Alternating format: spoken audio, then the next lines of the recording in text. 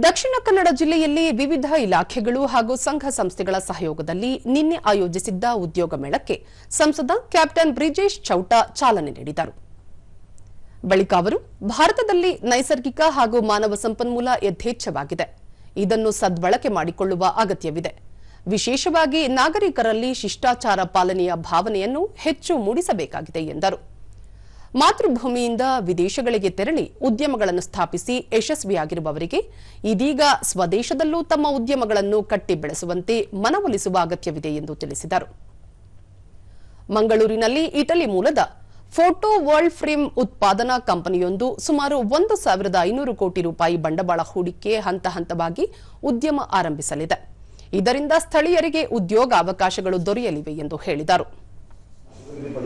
Back to ಊರು ಬರಬೇಕು, ಜನರು ನಮ್ಮೂರಿನ ಬಗ್ಗೆ ಯೋಚನೆ ಮಾಡಬೇಕು ಅನ್ನುವಂಥ ಕಲ್ಪನೆಯನ್ನು ಇಟ್ಕೊಂಡು ನಮ್ಮೂರಿನ ಬೇರೆ ಬೇರೆ ಉದ್ಯಮಿಗಳು ದೇಶ ವಿದೇಶದಲ್ಲಿ ಯಾರಿದ್ದಾರೆ, ದೊಡ್ಡ ದೊಡ್ಡ ಸಂಸ್ಥೆಯಲ್ಲಿ ಯಾರಿದ್ದಾರೆ, ಅವರಿಗೆ ನಾನೊಂದು ಪತ್ರವನ್ನು ಬರೆದಿದ್ದೆ.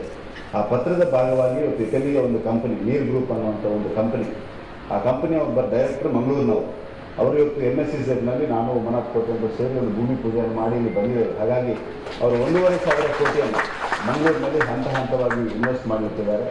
ಒಂದು photovoltaic cell manufacture panels manufacture ಮಾಡುವಂಥ ಕಂಪನಿ.